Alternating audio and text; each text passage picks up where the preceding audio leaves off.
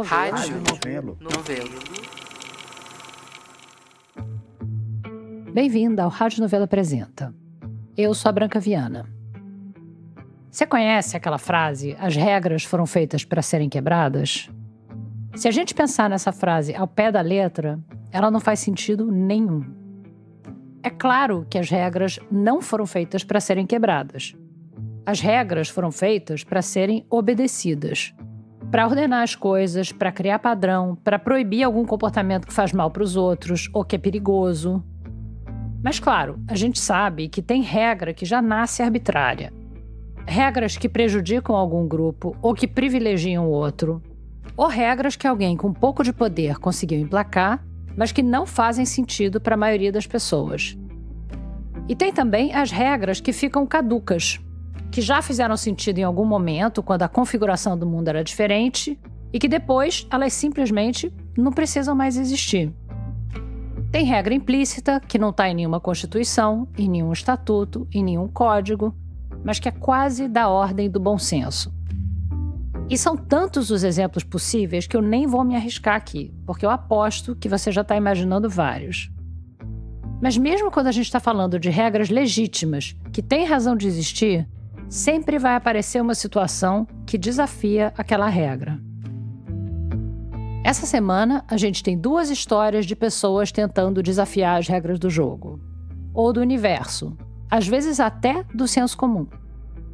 Quem começa é a Sarah Zobel.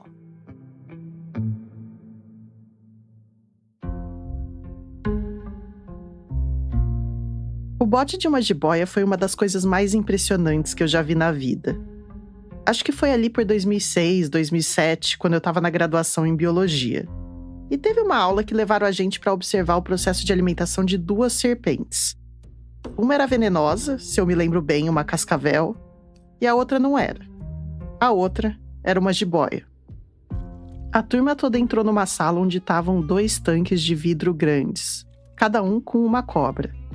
As janelas estavam fechadas e algumas das lâmpadas apagadas, dando um efeito de meia luz. Aí, um técnico de laboratório chegou com 2 camundongos vivos e colocou um ratinho em cada tanque. O professor falou para todo mundo ficar em absoluto silêncio. Porque se as cobras tivessem qualquer sinal de estresse, elas não iam comer. Dava para sentir a tensão no ar. A cascavel foi rápida. Ela de cara foi atrás do camundongo e nhaque, mordeu. E aí foi para um canto do tanque esperar o veneno dela paralisar o bicho. Já a jiboia era outra categoria de predador. Ela se movia como se fosse feita de pedra, muito devagar. Ela se aproximava do camundongo milímetro por milímetro de um jeito calculado. E ele nem parecia perceber que tinha uma cobra ali. E aí ela chegou bem perto mesmo, encarando ele. E o camundongo continuou com cara de que nem tinha visto a cobra. Eu prendi a respiração. E no movimento mais rápido que eu já vi, ela se enrolou nele completamente. Acho que foi coisa de menos de 1 segundo. Pro camundongo foi uma morte rápida. Pra mim, foi um susto tremendo, eu até engoli o ar. Foi aí que eu entendi que a jiboia é tipo uma artista da caça. Eu nunca vou esquecer aquela cena. Talvez essa admiração seja um dos motivos pelo qual a história do Mário me chamou a atenção. Meu nome é Mário Barroso, eu sou biólogo, eu tenho 57 anos. O Mário escreveu pra gente alguns meses atrás. E essa história que eu mandei para vocês, ela está acontecendo hoje, que é ter uma jiboia morando no galinheiro. E não, essa não é uma situação metafórica, um lobo entre as ovelhas, algo assim. O Mário e a esposa dele, a Inês Miranda, são biólogos e moram em Brasília. E eles têm um sítio que fica logo depois da divisa com Goiás, mais ou menos 1 hora de carro do apartamento deles. Eles costumam passar alguns dias lá toda semana.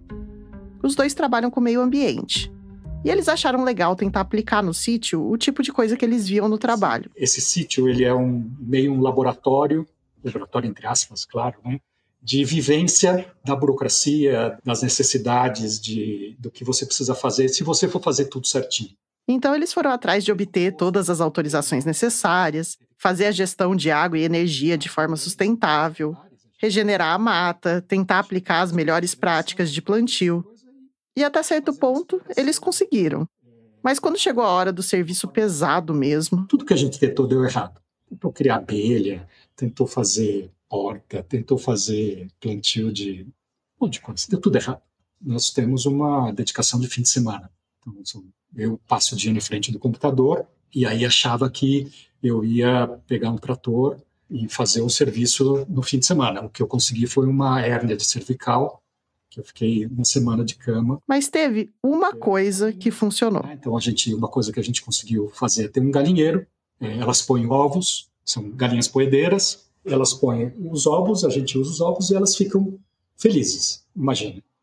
Livres, elas têm um lugar para dormir, o galinheiro, onde ela tem comida, tem água, etc., mas elas andam por todo o sítio. Foi a única atividade, vamos dizer assim, consistente que a gente conseguiu manter esses anos todos. E o Mário me contou como uma certa jiboia escolheu morar nesse galinheiro. Ela pareceu meio sorrateira um tempo atrás e foi vista por um funcionário. E aí, sumiu. O Mário ficou com medo que alguém pudesse matar ou se livrar da jiboia e pediu para o pessoal do sítio não fazer nada. E ele, que estava morrendo de vontade de ver a cobra, ficou esperando ela dar as caras de novo. Um dia essa jiboia vai aparecer, e apareceu. Apareceu, dentro do galinheiro. E daí de um tempo para cá, você tá vendo ela todo dia no galinheiro, praticamente. Exatamente. E aí ela fica perto do comedouro, ou perto da água, ou ela vai pro teto. E ficou por lá. Só que a história que o Mário queria me contar não era uma história de natureza selvagem, de presa e predador. Ele escreveu pra gente um conto bonito sobre o respeito à natureza e a busca de uma convivência pacífica entre as galinhas, a jiboia e humanos. No caso, ele mesmo. O e-mail tinha frases como: por que não podemos deixar que um bicho escolha onde ele quer morar? Tem uma jiboia morando no galinheiro e ela vai ficar morando lá o tempo que ela quiser. O Mário explicava que até o momento nenhuma galinha tinha se ferido, a jiboia e as aves estavam em paz juntas. E ele tinha decidido não intervir na situação. Mas uma parte de mim, talvez uma parte mais calejada pelo mundo, ficou com a pulga atrás da orelha. Tipo, como assim a cobra morando no galinheiro num esquema viva e deixe viver?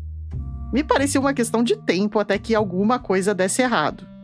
Pelo menos para uma ou mais galinhas. Bom, no mínimo, eu achei que essa coisa da jiboia podia render uma historinha curiosa.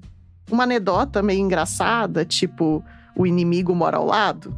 E foi por isso que eu resolvi marcar essa conversa com o Mário. Eu queria saber onde isso ia dar. E a gente ainda vai chegar lá. Mas eu já te adianto que essa história me levou por caminhos que eu não esperava. E quando você descobriu que ela estava no galinheiro, sua primeira reação não foi lá se vão minhas galinhas? O que você pensou? Não. O Mário faz parte de um grupo de WhatsApp de herpetólogos, pessoas que estudam répteis.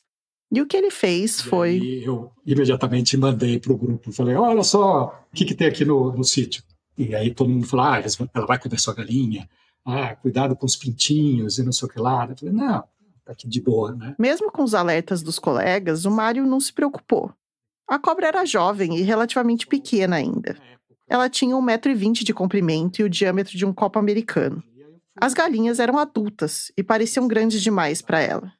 Então ele decidiu deixar a cobra lá e começou a visitar o galinheiro toda hora para observar ela. Eu comecei a ver um pouco do comportamento dela. Então eu fiz alguns registros dela se alimentando.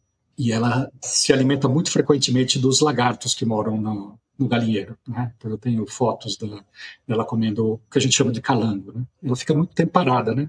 Ela fica mais ativa no começo da noite, à noite. E muitas vezes ela está parada e tem um monte de peninhas em volta dela. Porque uma das coisas que ela come são os passarinhos que vão comer a ração da galinha. Essa história de monitorar e fotografar a jiboia virou meio que um hobby para o Mário. Direto, ele mandava no grupo imagens e um relato sobre o que a cobra andava fazendo. Não precisa tirar agora. Ela está bem lá. Não sei se ela estava lá antes do galinheiro, mas a gente é que chegou lá e construiu o galinheiro. Eu não vou tirar a cobra só por tirar. Não vou pegar ela e levar para outro lugar só para levar, só para ter um lugar livre de cobra. Sabendo que é uma cobra que não tem veneno, que é uma cobra que não ataca a gente, que é uma cobra que não vai comer as galinhas. Ele me contou que um dos critérios para tirar a jiboia de lá e devolver ela para a mata seria se ela crescesse a ponto de poder comer uma das pobres galinhas. Quando a gente põe nome nos bichos, aí muda tudo, né? Então as galinhas têm nome. A jiboia não tem nome. A gente decidiu que não vai botar nome, né? As galinhas são de estimação. Uma, inclusive, tem o nome de Inês, que é o mesmo da esposa do Mário. Ele me falou que é só porque as duas têm personalidades parecidas. As duas gostam de ficar explorando. Mas a cobra não é de estimação. E o Mário fez questão de insistir que a cobra não tinha e não ia ganhar nenhum apelidinho. E você falou que a cobra vocês decidiram dar nome, por quê? Porque ela não é um pet, ela não é um animal de estimação. Gente, ela é um bicho do mato, tá? É a jiboia, não precisa dar nome para ela. Para os outros bichos, a gente cria outros tipos de vínculo, né?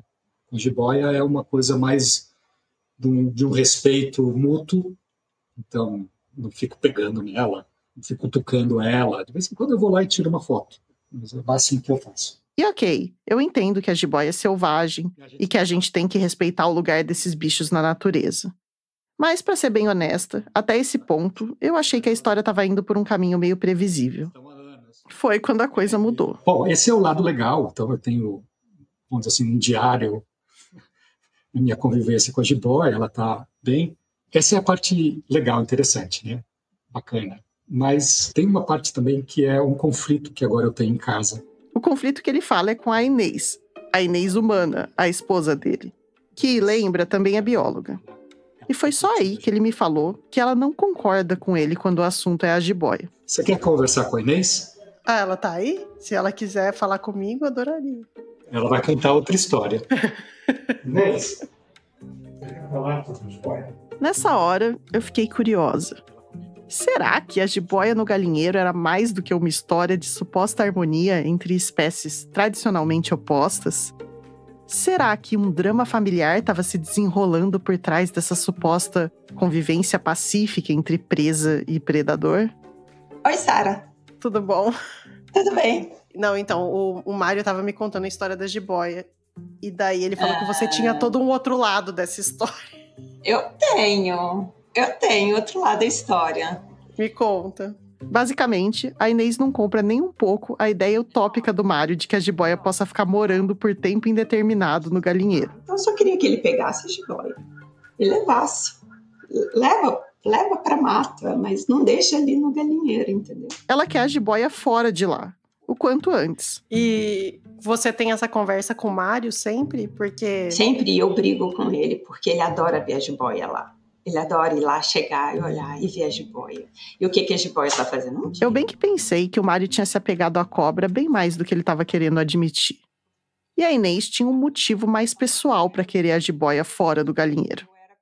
Tudo começou quando ela estava na graduação e trabalhava como curadora da coleção de serpentes da Universidade de Brasília. Então, a gente organizou toda a coleção, eu sabia todas as cobras que tinham na coleção. Porque o meu dever era, como estudante, era o meu estágio, eu tinha que tirar todas as cobras, classificar todas as cobras, colocar todo mundo, todas as espécies juntas, blá, blá, blá, blá, blá, blá. Então, no final do semestre, eu sabia todo mundo que estava ali e quem não estava. Foi quando, numa saída de campo, a Inês encontrou uma filódrias, que é uma cobra verde, um tipo de cobra cipó. Eu falei, não tenho na coleção. Ela se empolgou e decidiu levar o espécime para a coleção. Só que na hora de pegar, a cobra mordeu a mão dela. E aí, eu levei uma picada da cobra. Ela me picou aqui, no dedo. E aí eu pensava, bom, se eu puxar a cobra, eu vou perder a arcada. E aí eu não consigo chegar na espécie. Sim. Na hora, a Inês ficou mais preocupada com manter os dentes da cobra intactos para a identificação correta da espécie do que com o fato de que eles estavam fincados na mão dela. E aí ela tomou uma decisão, vamos dizer, ruim. E aí eu fiquei esperando a cobra acabar de colocar o veneno dela para não perder a espécie. E a hora que ela tirou a boca que estava meio torta assim. Aí ela inoculou todo o veneno. E eu fiquei olhando aquilo, pensei, eu vou ter uma reação inflamatória, não vai ser nada, né? No final vai dar tudo certo. Na época, a Inês e muitos outros herpetólogos não classificavam esse tipo de cobra como uma serpente que tinha um veneno considerável. Uma coisa que mudou logo em seguida, depois de um acidente mortal com uma criança. E aí o meu dedo foi ficando preto, foi ficando vermelhão aqui, o meu gânglio começou a inchar. Aí eu liguei pro meu professor, que dava venenos animais, eu falei assim, então, eu fui picada por uma filódrese e tá ficando feio. Ele, Inês, sai correndo pro hospital. A Inês chegou no hospital muitas horas depois da picada. E lá não tinha soro para essa cobra específica. Eles queriam dar para Inês soro para picada de jararaca. Enfim, eu tive que assinar um termo junto com o meu professor, que ele falou assim, não, pode assinar o termo, você não vai tomar um soro antibotrópico, que você vai passar muito mal. Mas no fim, você não tomou nenhum soro? Não, no fim eu não tomei nenhum soro e passei mal a semana inteira. Minha mãe disse que eu tinha horas que eu não falava coisa com coisa. Felizmente, depois de uns dias, a Inês melhorou. Isso tudo para contar que aí o meu grau em relação às cobras se elevou. E eu entendi que é preciso ter A minha relação com elas é muito mais de respeito. Você tá aí, eu tô aqui, eu te respeito, você me respeita, eu não vou te colocar na coleção. Porque antes era tudo muito, sabe, andava com cobra pendurada. E não, depois desse acidente eu vi, eu fui negligente, eu abusei, eu ultrapassei uma linha. A Inês passou a ter outra postura quando se trata de bichos selvagens. O tipo que exige uma admiração, mas também uma certa distância. E, de novo, a jiboia não é venenosa, mas ela não deixa de ser uma predadora poderosa, que pode eventualmente pegar algum animal da fazenda, até mesmo um gato ou cachorro. E também tinha um outro motivo para Inês querer a jiboia fora do galinheiro. Pintinhos. Algumas das galinhas estavam ficando velhas, e a Inês queria colocar mais pintinhos no galinheiro. E qual a chance dos pintinhos estarem a salvo da jiboia? Nenhuma, né? Então, para você, a jiboia no galinheiro, ela não é esse símbolo da convivência pacífica. Não, ela vai comer as galinhas. Ela vai comer os pintinhos que eu quero ter. Ela já tá comendo os calangos lá. Então, assim, eu não acho que é uma convivência pacífica. E para você é uma questão de tempo até ela pegar uma galinha. Mas é óbvio, porque ela vai crescer. Ela tá lá comendo todos os calangos. Ela vai crescer. Então foi assim que a conversa acabou. Era novembro de 2023 e o Mário e a Inês iam passar mais tempo no sítio no fim do ano. E aí eu fiquei de falar com eles depois que eles voltassem. Será que o Mário ia convencer a Inês a deixar a cobra lá, seguindo a filosofia de viva e deixe viver? Ou será que a Inês ia vencer a batalha e a jiboia ia voltar pro mato? Será que as galinhas iam ficar seguras? E os pintinhos? Essas eram as cenas que eu esperava pro próximo capítulo. Só que, poucas semanas depois, ainda antes do Natal, eu recebi uma mensagem do Mário no WhatsApp. E foi aí que eu percebi que, assim como o corpo sinuoso da jiboia, essa história tinha pegado uma curva. Nesse meio tempo, o Mário continuou fotografando a jiboia. Na verdade, ele até intensificou as visitas. Não, imagina, ele não estava pegado, não. E foi aí que ele viu uma coisa diferente. Então você começou a visitar o galinheiro à noite Para ver a jiboia, para ver se está tudo bem, não tinha nenhum problema, se ela estava se alimentando, se as galinhas estavam incomodadas com ela. Então, tirar umas fotografias, que é sempre legal tirar fotografia dos bichos. E aí eu vi essa questão dos mosquitos. A jiboia estava coberta de mosquitinhos. Mas eram muitos, mesmo, em cima do corpo e até da cabeça dela. Alguns com sangue dentro. Ele me mostrou as fotos, era impressionante. E claro, ele também mandou as imagens para aquele grupo de WhatsApp onde ele fazia uma espécie de diário da jiboia. E os herpetólogos do grupo ficaram surpresos. Porque, segundo eles, não é comum ter registros de mosquitos em serpentes. E aí eles falaram, isso aí é uma coisa inusitada. Tenta coletar os mosquitos. E aí eu improvisei um aspirador entomológico. Peguei um pote de plástico, fiz 2 furos, e aí ele sai uma mangueira e você chupa por um tubo, faz uma pressão negativa no vidro e na mangueirinha vai coletando os mosquitos. Você põe uma gaze Alguma coisa para você não comer mosquito. Para não comer mosquito. E fiz, assim, em meia hora, tinha umas coisas velhas lá no sítio, fiz um aspirador, fui lá na cobra, que estava cheia de mosquito, aspirei. Você aspirou direto da cobra mesmo. Aspirei direto da cobra, em cima da cobra. Coletei em cima da cobra. E muito. E tinha um vidrinho, eu acho que eu mando para você a foto. E aí pus em álcool 70, isso foi num sábado, num domingo. E no grupo, um dos biólogos sugeriu: Mário, você devia mostrar isso para o Rodrigo Gurgel. O Rodrigo é um pesquisador da Universidade de Brasília que trabalha com insetos que transmitem doenças tropicais, tipo mosquitos, barbeiros, etc. Então o Mário mandou as fotos para ele. E a primeira reação do Rodrigo foi: meu Deus, que foto boa, porque ele tirou as fotos muito boas, sabe? Esse, aliás, é o Rodrigo Gurgel. E é verdade que as fotos do Mário são muito boas. Inclusive, estão lá no site da Rádio Novelo, se você quiser dar uma olhada. Ok, a segunda reação dele foi: e aí, na hora, eu logo vi e falei, bom, o flebotomínio se alimenta de mamífero, de galinha, ou seja, mamíferos e aves. Agora, em répteis, é menos comum. E em jiboia, muito menos. Não existe, ninguém descreveu isso para jiboia ainda. O Rodrigo, na hora, identificou aqueles insetos como algum tipo de flebotomínio, que também é chamado de mosquito palha. Na verdade, os flebotomínios não são bem mosquitos, mas eles são bem parecidos para a gente que não é especialista. Eles são sugadores de sangue e podem transmitir doenças graves. No Brasil, tem 270 espécies. É o país com maior diversidade de flebotomínios do mundo. E aqui no DF tem 35. E qual que é a importância deles? Eles transmitem leishmaniose, são vários tipos de leishmaniose visceral, que é a que mata, né? Tem a leishmaniose cutânea, que dão feridas na pele, pode espalhar e pode ser disseminada e tal. E é muita gente que pega leishmaniose todo ano. A estimativa é de mais ou menos 1 milhão de pessoas que pegam leishmaniose todo ano, no mundo todo. E o Brasil está entre os países, entre os 10 países com maior número de casos de leishmaniose.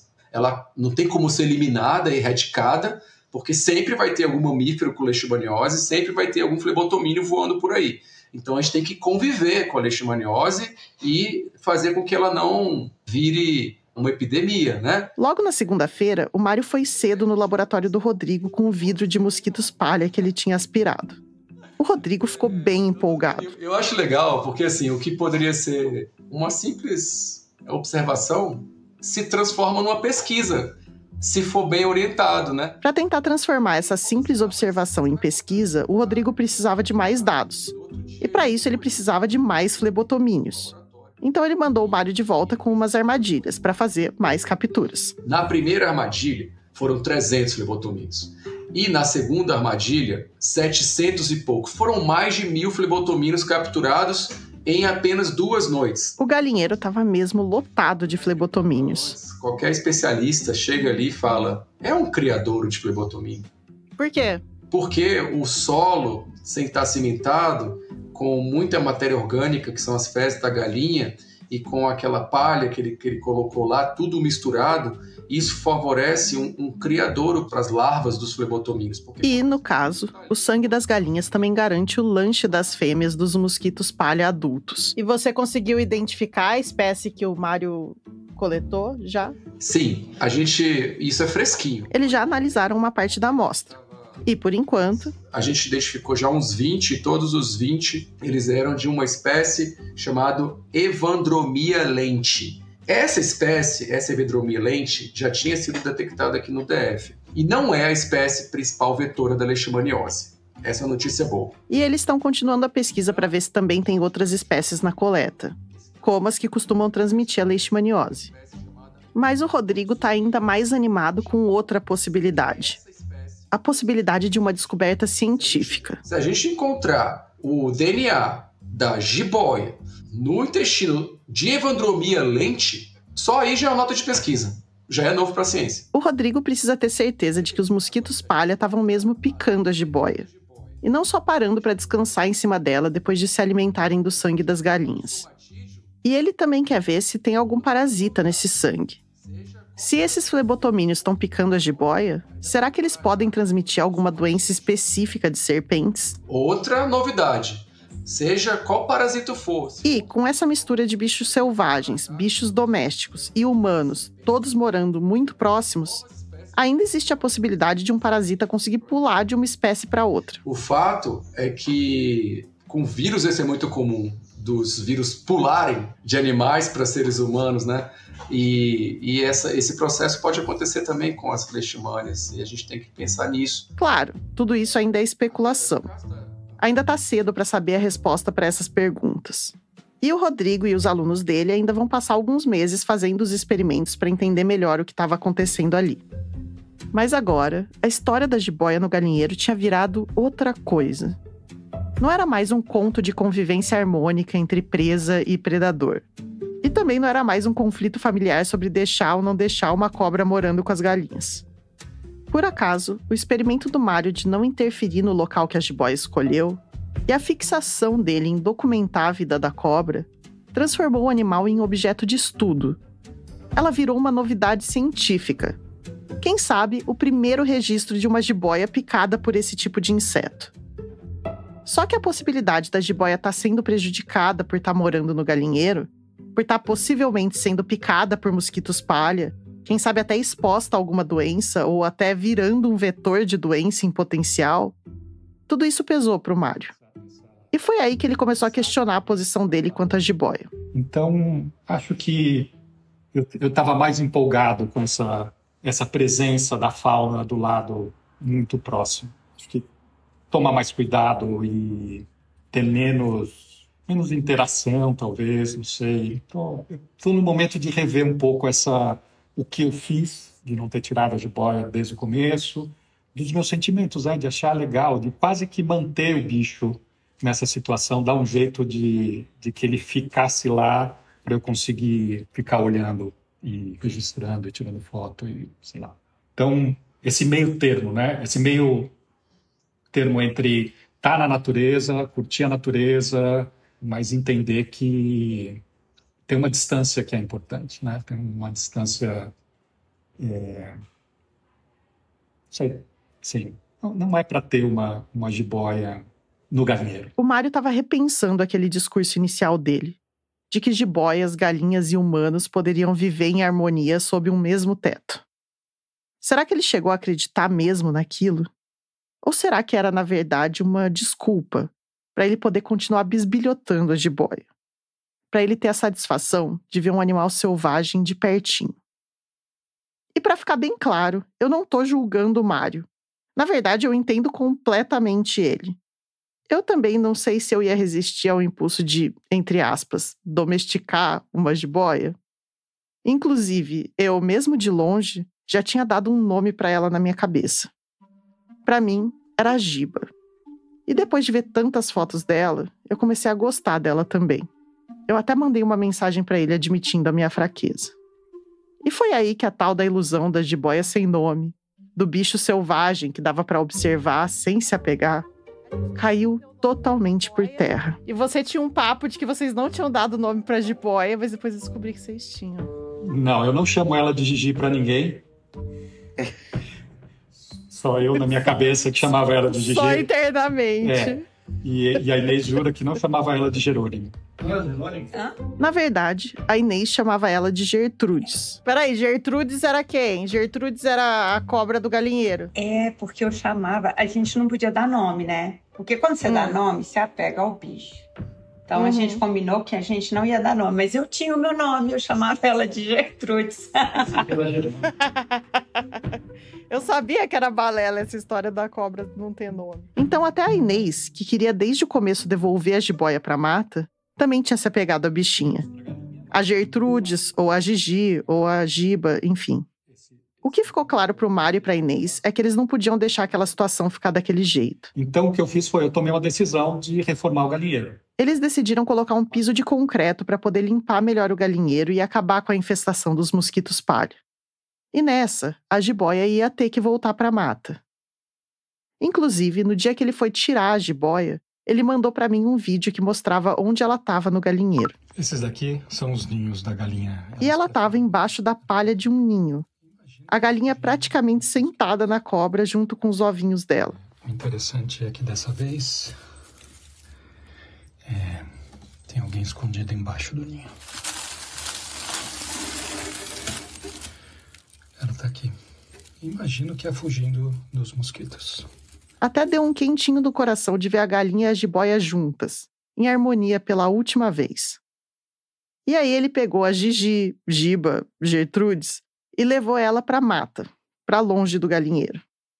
Desde então, eles já fizeram outra coleta de mosquitos palha e a reforma parece ter resolvido a infestação. E a Inês ainda não colocou os pintinhos que ela queria colocar no galinheiro, mas quem sabe em breve. E eu achei que a história ia acabar por aqui.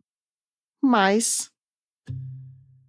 Depois da reforma do galinheiro, a Gertrudes foi embora. Aí, um belo dia eu tô tomando banho, aí a hora que eu olho pra cima tem uma barriga caindo assim na parede. Era outra jiboia. Dessa vez uma grandona, bem maior do que a Gertrudes. Mas essa do banheiro não tem nome ainda. Não. Acho que não. Vai ficar assim, será? Mas o Mário já colocou uma armadilha fotográfica nela pra não deixar passar nenhum momento. Mas ela tá com a câmera trap lá. Tá. Depois quero ver as fotos. E a Inês? Bom, a Inês... Será que essa não tem nome já também? Não sei, né? Você não deu ainda, ou deu? A Inês só balançou a cabeça que sim. Qual que é o nome, Inês? Não vai contar?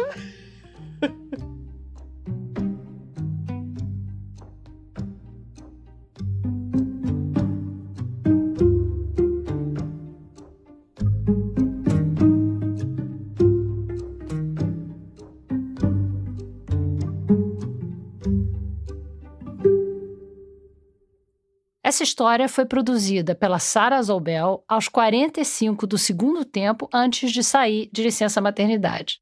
A filha dela chegou essa semana. Seja muito bem-vinda. Daqui a um tempo, a Sarah volta ao Apresenta. E fica aqui uma recomendação geral. Se você encontrar um animal silvestre na sua casa, não tenta resolver o problema por conta própria. A melhor coisa a fazer sempre é acionar o órgão público responsável da sua região. Essa regra daí não foi feita para ser quebrada, não. No segundo ato, a Bárbara Rubira traz uma história de um universo de regras bem diferente. Sai o sítio, saem as galinhas, as jiboias e os mosquitos e entra... Bom, deixa que a Bárbara Rubira te conta. Toda semana aparece no meu celular aquela notificação sobre o meu tempo de uso do aparelho, sabe? Aparece pra você também? Seu tempo de uso nos últimos 7 dias foi de uma média de X horas. Claro que eu não vou expor o número que aparece aqui pra mim. Mas toda vez que eu recebo essa notificação, eu quase caio pra trás. E eu tenho certeza que eu não sou a única. A função dele de ligações, né? Inicialmente era pra isso, pra gente fazer ligações um pro outro. Eu não uso, eu fico em pânico quando eu recebo uma ligação, mas... Em contrapartida, eu uso ele pra tudo na minha vida, né? É uma dependência gigantesca, né? Esse é o Rafael. Eu sou o Rafael Bonvenuto, tenho 39 anos, sou de São Paulo. O Rafael, assim como eu, assim como você também, eu imagino, tem uma dependência gigantesca do celular. Hoje em dia, ele trabalha com redes sociais. E aí não tem jeito mesmo, tem que estar conectado o tempo todo. Mas mesmo no resto do tempo, e mesmo antes de trabalhar com isso, ele já tinha um certo fascínio pelo aparelhinho. Esse foi meio que um insight, porque nisso eu resgatei a minha história com celulares.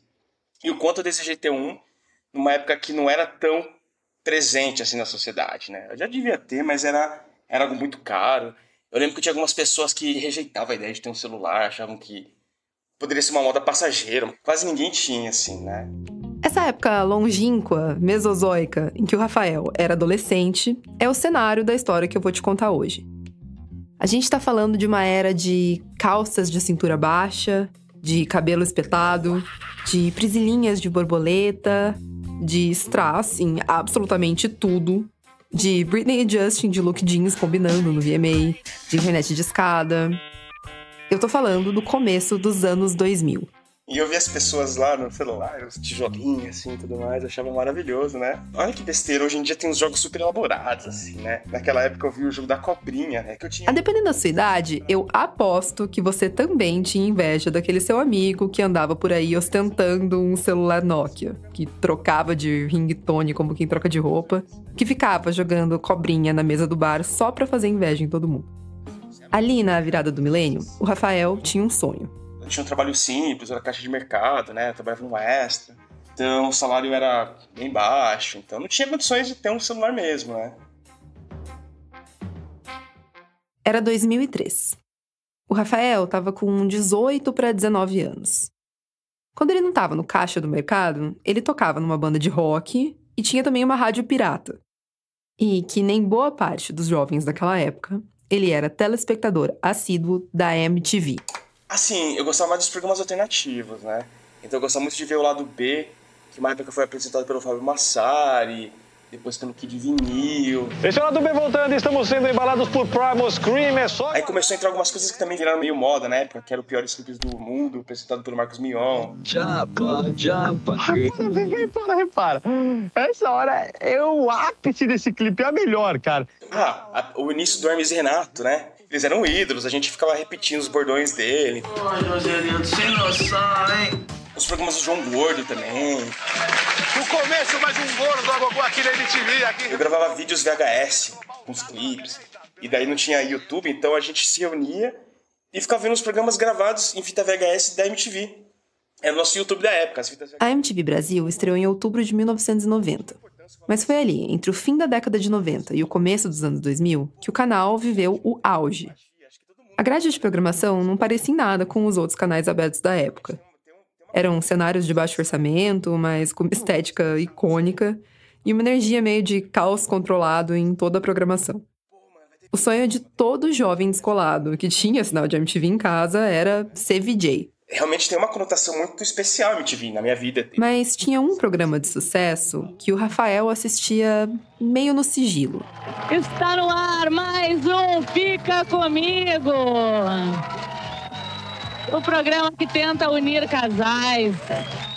O Fica Comigo, assim, a gente assistia, mas a gente tinha meio vergonha de falar, né? Tipo, aquela coisa, muito tosco, né? Mas, cara, era engraçado mesmo, assim. O Fica Comigo era um programa de namoro e foi apresentado pela Fernanda Lima de 2000 a 2003. Aqui você pode encontrar sua companhia, sua alma gêmea. Muitas vezes não tem nada a ver, não dá certo, mas a gente tenta e tem alguns casais que estão juntos até hoje, para mais de anos já. Então você é até madrinha de casamento daqui uns dias. O formato era razoavelmente simples.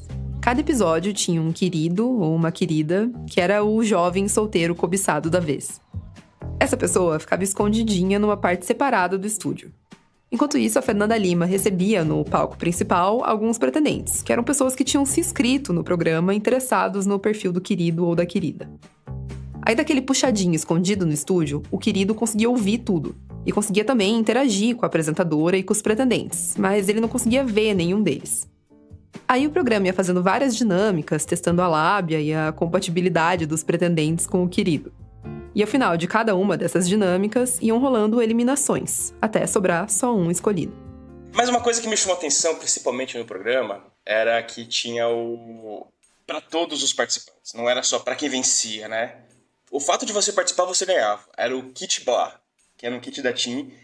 O Blá era uma espécie de chat, né? Uma sala de bate-papo que a TIM criou. Na era mesozoica do início dos anos 2000, não tinha WhatsApp, não tinha Tinder, mas tinha salas de bate-papo. Então eles presenteavam com esse kit, né?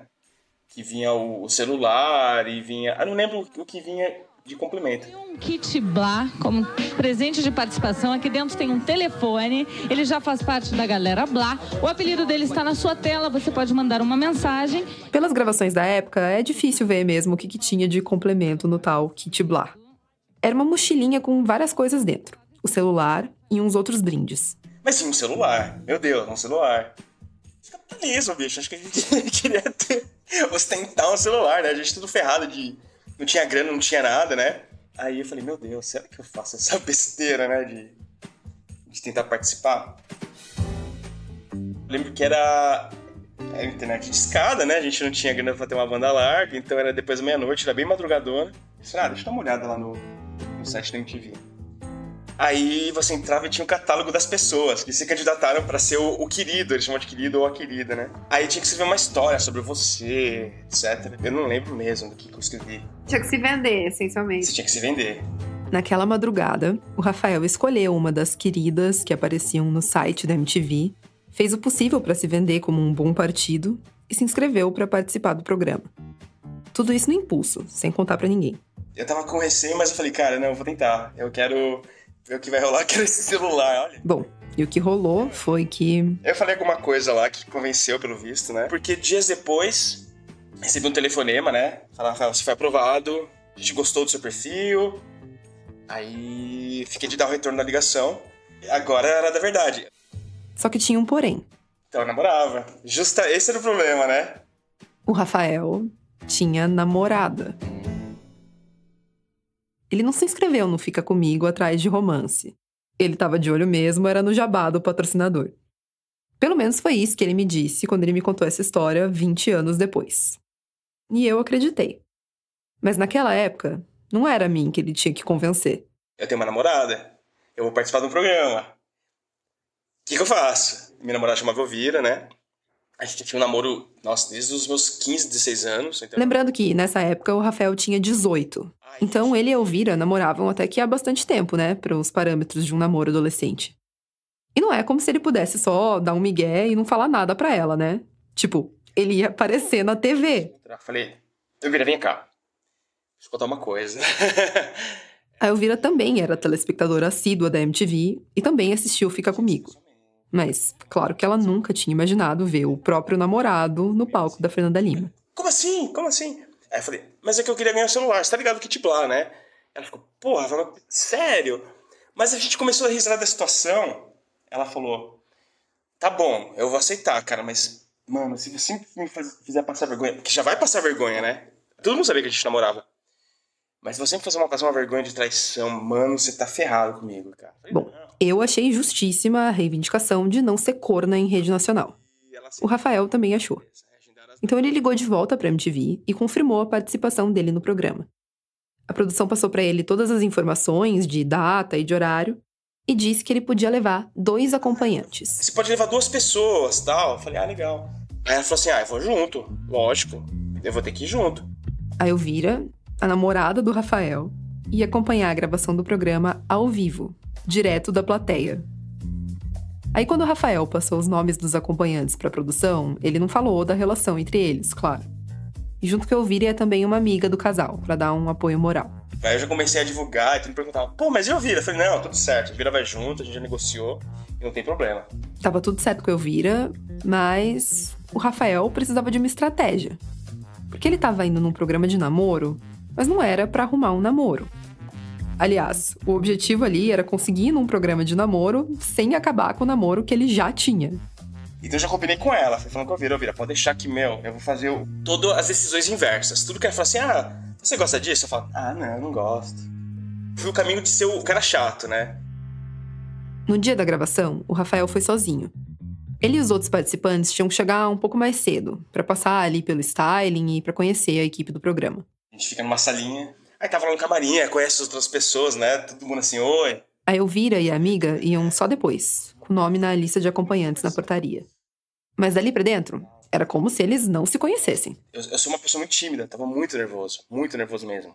Mas esse encontro com os outros concorrentes e a Fernanda Lima, que ela entrou no camarim e fez se apresentar, ela foi super simpática, ela é maravilhosa.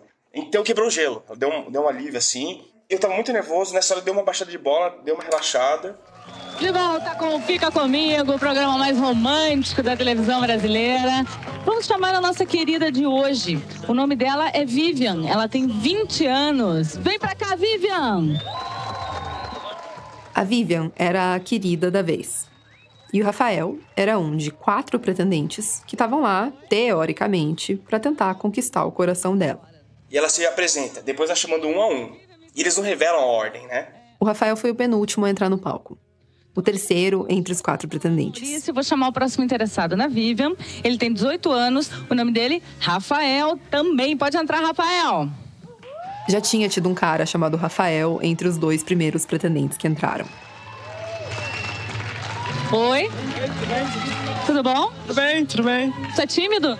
Não muito. Não muito, mas você entrou assim com a mão no bolso, assim. Não, é só um modo só, sem problema. É porque esse começo é meio complicado, né? É muito público assim, muito encarável. Problema. Parem de olhar, por favor, todos olham pro lado, faz conta que ele não tá aqui pra eu poder conversar com ele um pouco. Eu estava muito nervoso. E esse nervosismo, durante o programa, foi transparecendo de uma maneira muito forte. Porque eu ficava com um jeito...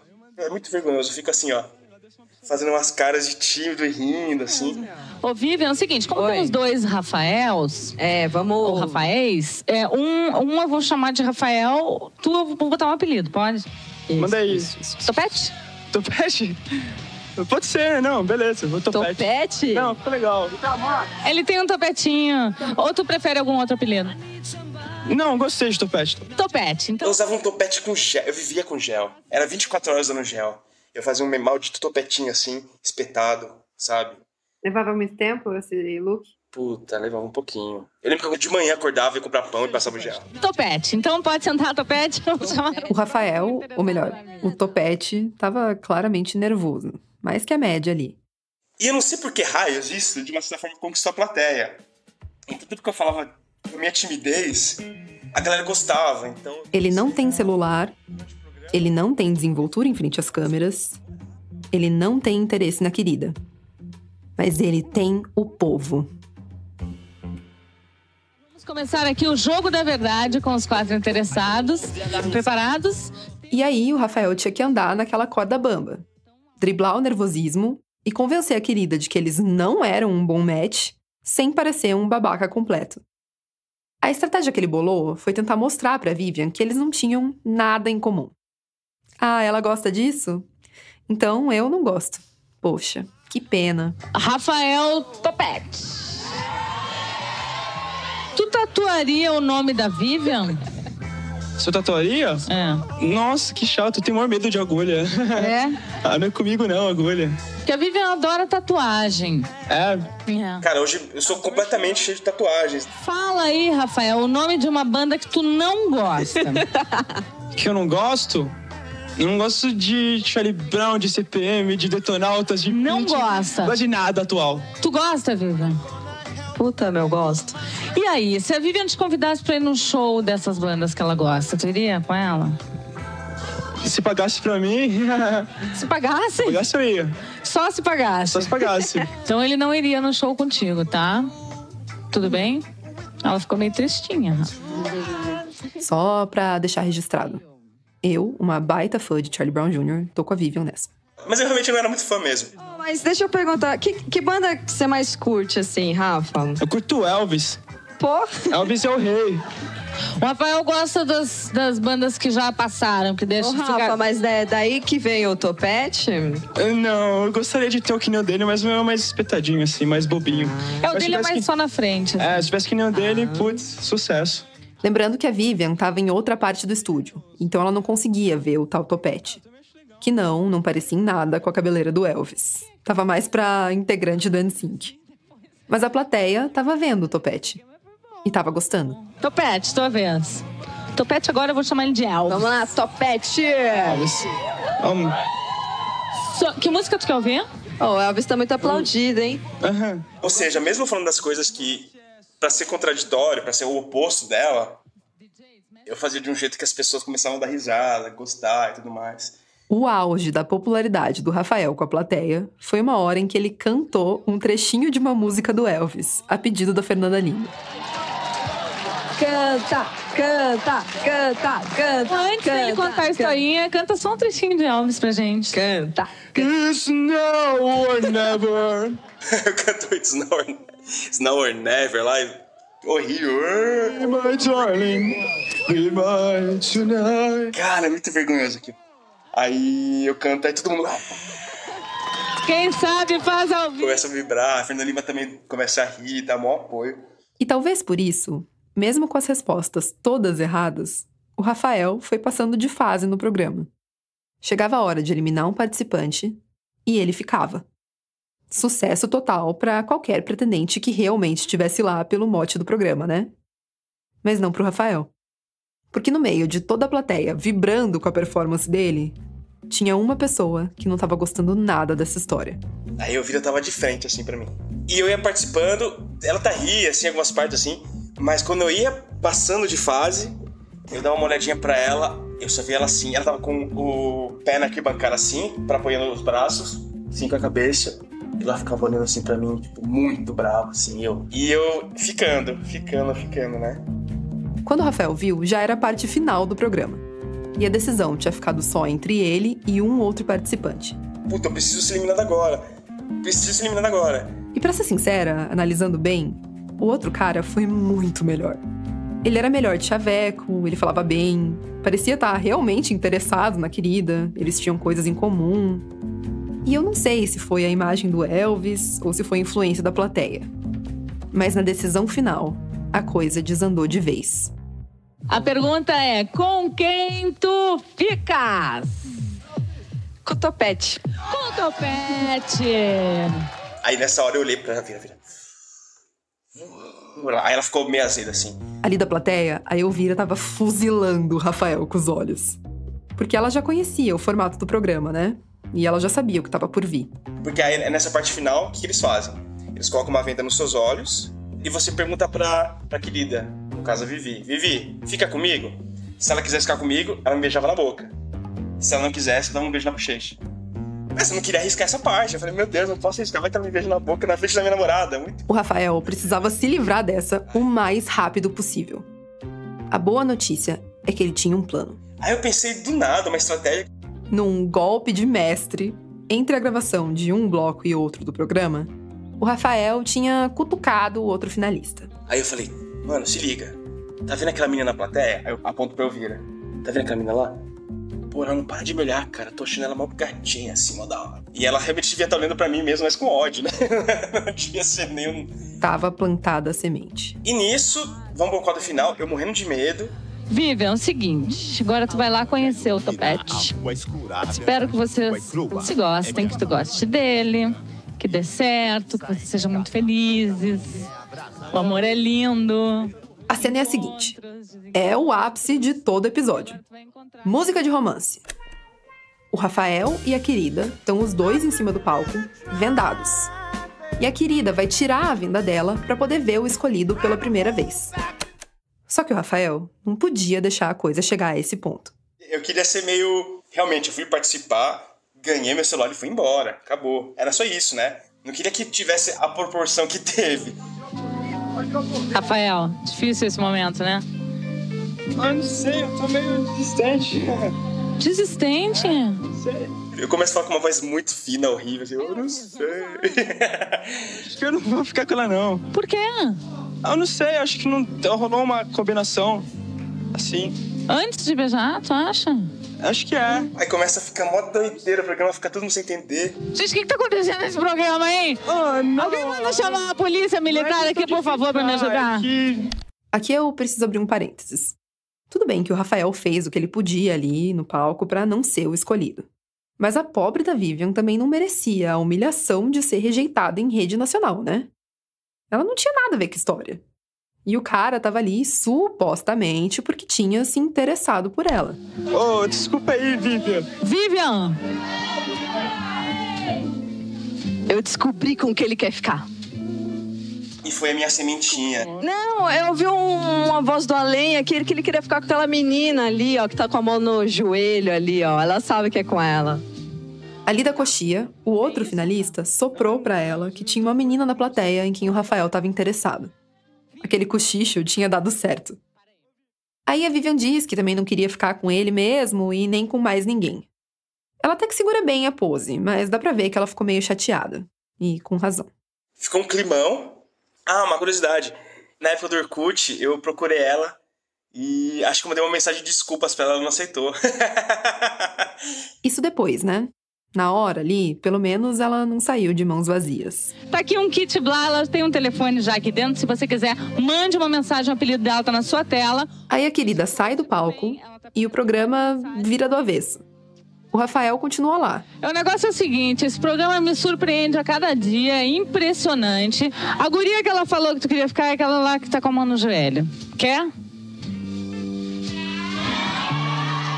Vem cá.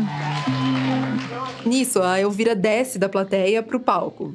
Sorrindo, mas meio encabulada. Como é que é teu nome? Elvira. Tu já viu ele antes? Não, nunca. Nunca. Elvira? É. Eu não sabia nem o nome.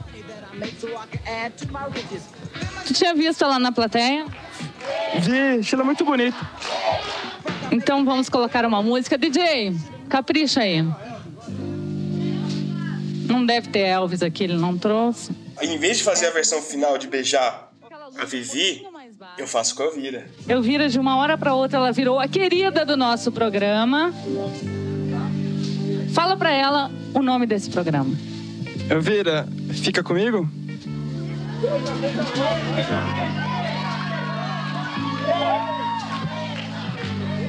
Aí ela vai lá, tira minha venda e me dá um beijão. Fernanda Lima fazendo um coração assim e encerra o programa.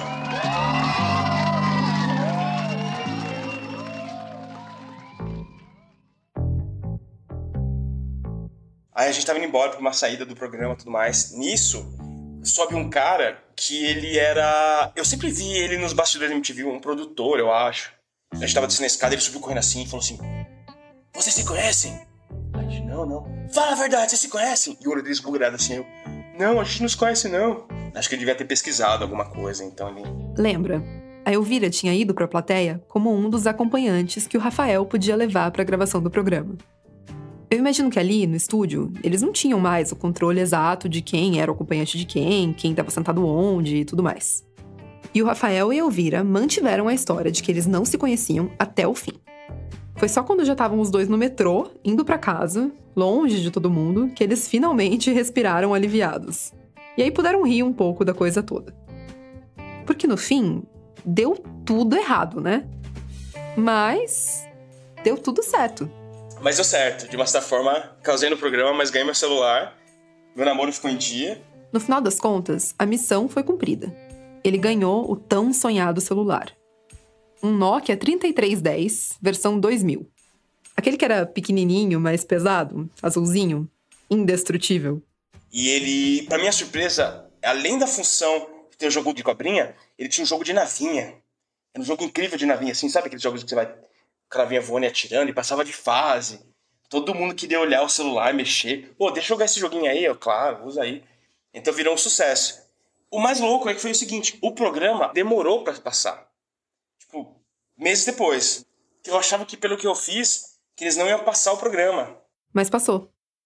Uns meses depois, o Rafael chegou em casa do trabalho e a irmã dele contou que o episódio tinha ido ao ar na MTV. E ela tinha gravado tudo em VHS pra ele poder ver e rever depois. Foi o próprio Rafael quem subiu o vídeo no YouTube uns anos atrás. O link tá lá no post desse episódio no site da Rádio Novelo. Mas toda essa história dos bastidores que ele contou aqui, ele nunca tinha revelado pra nenhum curioso nos comentários, tá? A gente ouviu em primeira mão. E ficou tudo bem com a Elvira, também não teve problemas e tudo mais. Eu queria muito ter ouvido também da Elvira como foi toda essa confusão da perspectiva dela. Por que ela topou essa loucura? Como foi pra ela tá vendo tudo ali, da plateia, e depois do palco, do nada.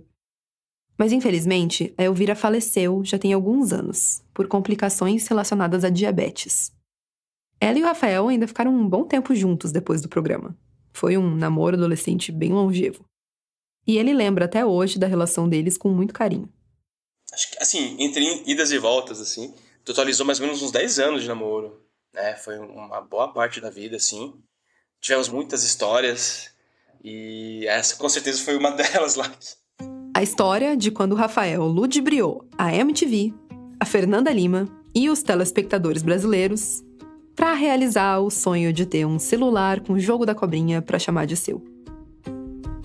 Eu imagino que hoje, com a verdade revelada, a MTV não vá atrás do Rafael a fim de acertar as contas. Primeiro, porque a emissora daquela época já nem existe mais. E segundo, porque já se passaram 20 anos, né? Acho que o crime já deve ter prescrito. Mas se alguém se sentiu lesado nessa história toda, vale dizer que talvez o karma já tenha cuidado disso. Um dia eu tô lá com a Elvira, com os trocadinhos no bolso, e vamos passear no shopping, rolê de jovem, né? Aí, 2 moleques saem de uma trilha lá, alternativa. me assaltaram e levaram o meu celular da Nokia pra ficar comigo. Eu fiquei muito triste, cara. Fiquei, pô, você vai ficar comigo? Eu passei por tanta coisa por ele. E eu virei e falou, pô, mano, é foda. Acho que é consequência divina isso aí, né?